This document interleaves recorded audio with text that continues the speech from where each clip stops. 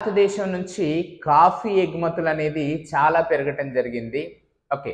2023-24 సంవత్సరంతో పోల్చినట్టయితే 2024-25 సంవత్సరంలో 29% కాఫీ ఎగుమతులు అనేటివి పెరగటం జరిగింది.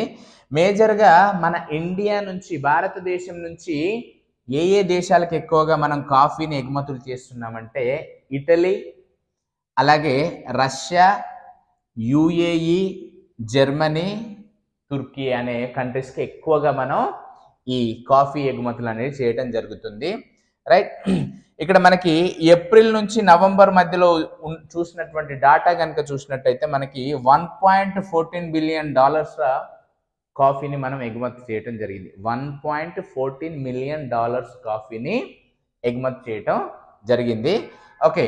ఇక్కడ మనకి ల్యాండ్ ఆఫ్ కాఫీ అని చెప్పేసి మనం పిలుచుకునేటువంటి జిల్లా భారతదేశంలో ఏదంటే దాని పేరు చిక్మంగళూరు అంటాం. 1600 సంవత్సరం నుంచి ఇక్కడ కాఫీ ఉత్పత్తి అనేది జరుగుతుంది. కాఫీ తోటలు అనేటివి పెంచడం జరుగుతుంది.